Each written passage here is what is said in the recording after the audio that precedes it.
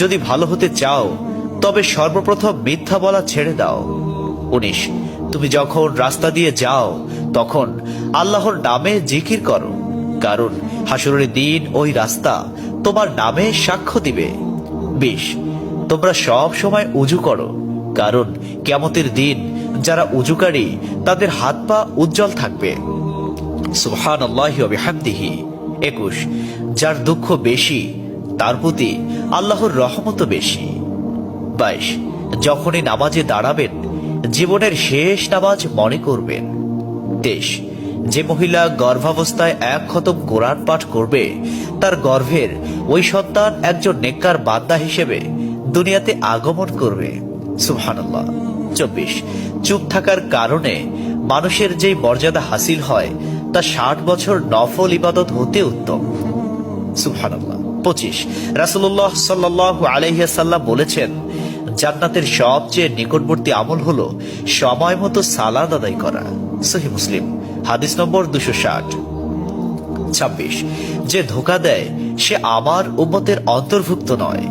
27 তুমি জানো তুমি সঠিক, তবুও তর্ক করো না, তর্কে জড়াইও না।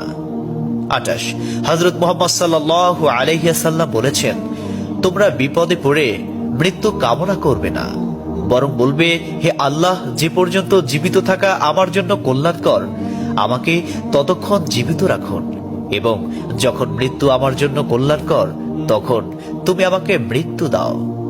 29 সূরা ইয়াসিনকে কুরআনের হৃদয় বলা হয়।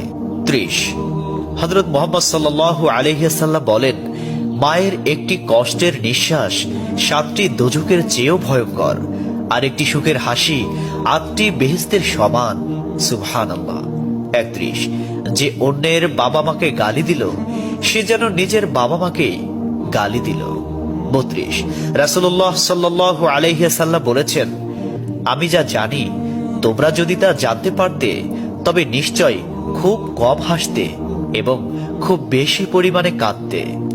30 মানুষ যদি মৃত ব্যক্তির আর্তনাদ দেখত এবং শুনতে পেত তাহলে মানুষ মৃত ব্যক্তির জন্য কান্না না করে নিজের জন্য কাঁদত। 34 মহানবী সাল্লাল্লাহু আলাইহি ওয়াসাল্লাম বলেছেন, সূরা ফাতিহা তোমরা ধীরে ধীরে পাঠ করো, কারণ মহান আল্লাহ নিজে তার জবাব দেন। সুবহানাল্লাহ। হাদিস সূত্র মুসলিম 910। 35 রাসূলুল্লাহ সাল্লাল্লাহু আলাইহি ওয়াসাল্লাম বলেছেন, কিয়ামতের দিন যে জিনিসটি মুমিনদের পাল্লায় ভারী হবে সেটি হচ্ছে সুন্দর চরিত্র, আখলাক। আবু দাউদ হাদিস নম্বর 4101। 36 কবরের ভিতরের প্রথম চাপ পৃথিবীর সকল কষ্টকে হার মানিয়ে দেবে।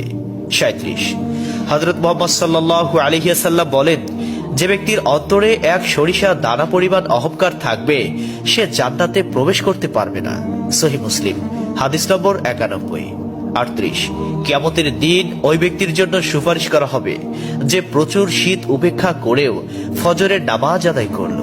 39 নিশ্চয় মহান আল্লাহ নম্র, তিনি নম্রতাকে পছন্দ করেন। তিনি নম্র স্বভাবের লোকদেরকে যা দান করেন তা কঠিন স্বভাবের লোকদের দান করেন না। আবু দাউদ হাদিস নম্বর 4807। 40 কবর মানুষকে দিনে 70 বার স্মরণ করে এবং ডাকে। আল্লাহ সুবহানাহু ওয়া তাআলা আমাদের সঠিক জ্ঞান এবং বুঝা